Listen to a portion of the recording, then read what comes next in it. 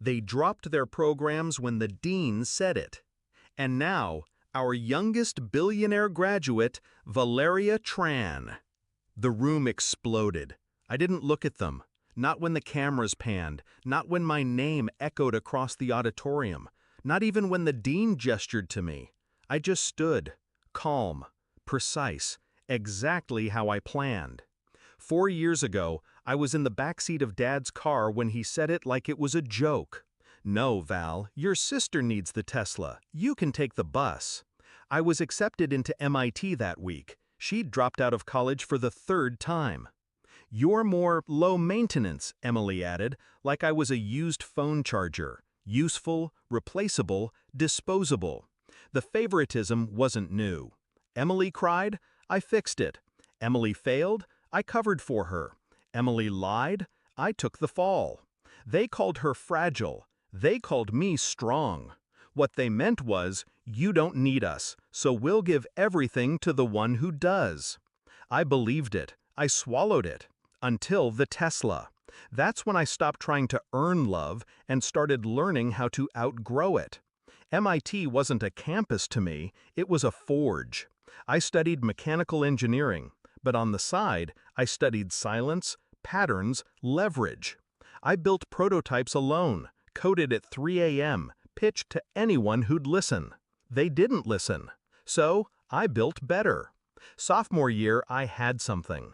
A coreless motor design, lighter, more efficient, adaptable to any wheel or rotor system. No noise, no friction, no ceiling.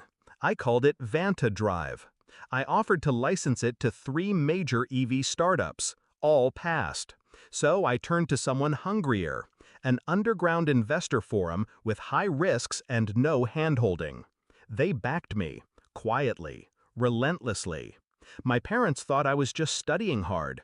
What I was really doing was shipping parts across state lines, building test rigs in abandoned storage units, and holding live demos in front of ex-military engineers. By senior year, we weren't a student project anymore. We were a pre-IPO company with 6 government contracts pending. I hired my first employee, then my second, then a lawyer, then a media consultant. A month before graduation, Mom called. "Emily's getting married, and we need help covering the wedding. Just $15,000 or so. You make a little money with your side work, right?" I was silent. She kept talking. "You wouldn't want your sister to start her marriage off in debt, would you?" I said no. Politely, calmly, clearly. She cried. Dad texted, "You're not family when you act like this." I screenshotted it, saved it. Not for revenge, just documentation.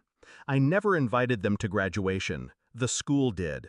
They showed up in pastel suits like they'd raised me, like they hadn't sold off my college fund to refinance Emily's yoga studio that failed in 4 months. They sat front row, smiling, waiting, expecting me to walk across the stage, wave politely, and melt back into their narrative. Instead, the dean cleared his throat and said, "And now, our youngest billionaire graduate, Valeria Tran, CEO and founder of Vanta Technologies." Their faces. God, I wish I could bottle that moment. Dad's jaw tensed. Mom blinked too fast. Emily looked like she swallowed a screw. And I walked past them. Not around. Past. No nod, no eye contact, not even a twitch. Later, there was a knock on my suite door. It was Dad. "Why didn't you tell us?" I stared at him. "You told me to take the bus." He shifted. "That was a joke." "You meant it?" "We're proud of you." "You didn't build me." He looked smaller than I remembered. Or maybe I just stopped shrinking to fit their story. "Can we start over?" he asked. "Sure," I said, and closed the door. I didn't block them. That would have meant they mattered. Instead, I let them watch. From a distance, as I turned Vanta into the standard for next-gen military transport. As my TED Talk hit 10 million views.